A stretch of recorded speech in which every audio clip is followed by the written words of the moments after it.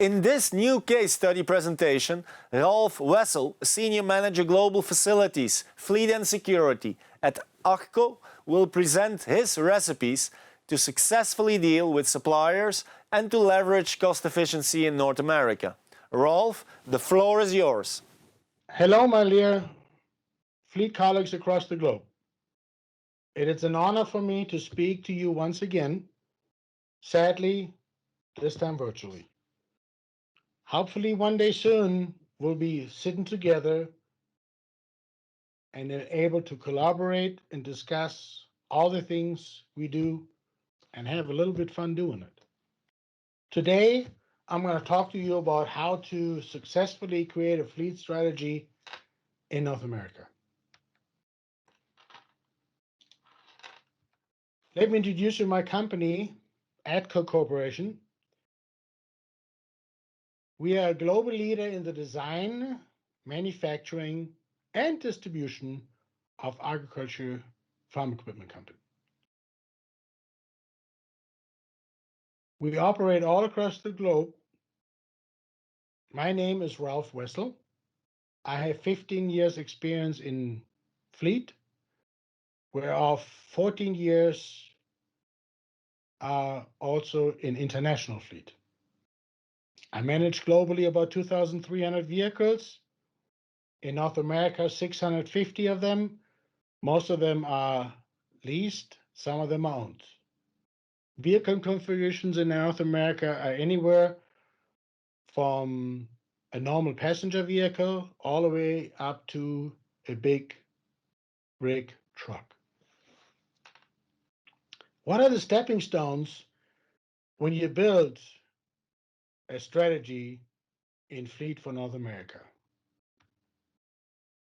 Number one, you should find the right OEM partner. Be open-minded when you look at these things, because not every manufacturer you may have experience in your home country is going to be applicable to the United States. What is customary in the United States? You should also remember the best driver support.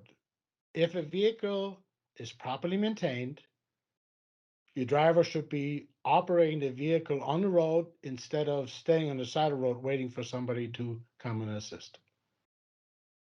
Key there is the reliability of these vehicles. Also, you need to consider the residual value. How much is the vehicle going to bring on the open market once you are removing it from your fleet?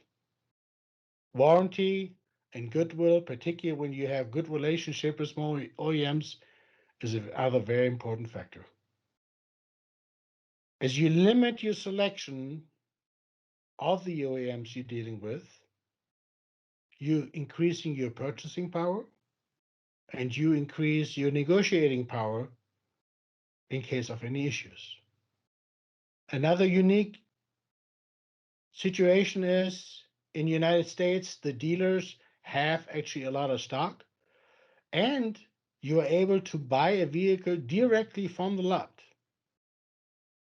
If a vehicle is available, it can be bought under the fleet purchase program, or of course, you can factory order the vehicles. Another stepping point is the vehicle selection. Did you know that 9% of all employees base their decision of hire on with an employer based on the kind of car they're driving as a company car? You need to find the best vehicle for the job at hand. What is the task? What is the job your driver have to perform? How can the vehicle meet these needs? Some of the vehicles from foreign markets may not be acceptable in the North American market. And then also, of course, electrical vehicle and hybrids penetration in the United States is far less than in some of the other countries in the world. Charging stations are widely available in the big cities, but not necessary on the highways. When considering the fuel, also remember fuel gasoline is cheaper in the United States than diesel fuel. Pretty much controversy to many of the other countries across the globe. What taxable benefits are there for your selection? Are there certain low emission vehicles which give you a higher tax benefit, or the employee a lower tax liability? And of course, telematics is a standard which is widely available across the United States. Another stepping stone is the setup of how do you purchase/lease the vehicles. If you lease, of course, you have a lower monthly payment versus the buying. Maintenance and service management of these vehicles is included in the lease, and you're utilizing the vehicle through the most trouble-free years, normally between 3 and 4 years, where you can expect low problems. Two leasing options are the closed end, the traditional closed end, where all costs are included, widely available across the globe. Fixed monthly payment, everything is included, based on a mileage or time utilization. It's a little bit higher cost-wise than the open end. The open end lease structure, something unique to the United States.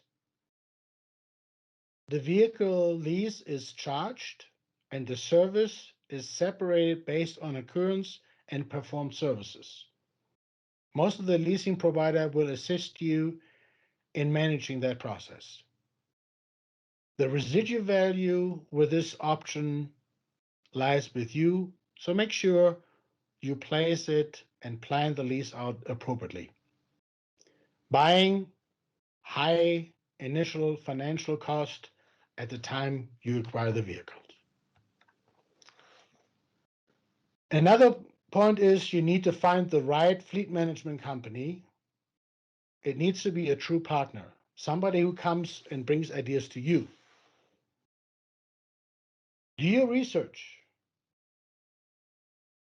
Which other colleagues have had similar success or contact with companies in the local market? Who has got reviews? The good thing is all leasing companies will offer you an all-inclusive program. Continuously challenge the status quo. Have check and balances in place to make sure things are handled appropriately.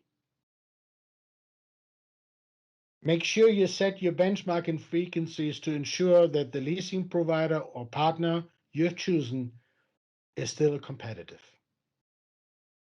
Schedule annual reviews with your lease partner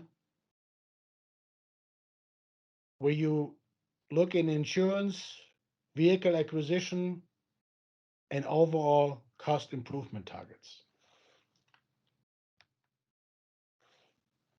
Another very important situation or uniqueness in the United States is the U.S. Department of Transportation. 10,001 pounds and above is what the DOT regulates vehicles. This can be in actual vehicle or vehicle with trailer. It defines the operation and maintenance of these vehicles. The definition, what is a DOT vehicle, how often it needs to be maintained, what is the process of properly maintaining it. It regulates the drivers, who is the driver, who can operate a vehicle, what are the requirements, what is the experience needed, what are the training requirements. It has strict mandates for drug and alcohol policy, and violations will be fined to the operator as well as the owner. To give an example how extreme the fines are, in an accident case,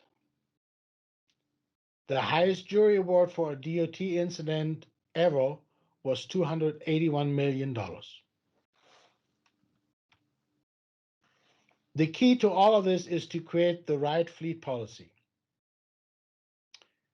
The US, the employer is liable for the driving of his employees. The policy you create should be all-inclusive. Everybody is treated the same. All items are covered. You need to make sure you select the drivers carefully. We have what's called a negligent entrustment, where an employer can be held liable if they give a vehicle to a person or to a driver who should not be driving. You need to make sure you select your drivers carefully. Do background checks in the selection process. You need to conduct training, and you need to monitor your drivers to make sure they comply with the policy. A big additional part, particularly in the DOT side, is the DOT drug and alcohol mandates, which are very strict and have to be strictly complied with.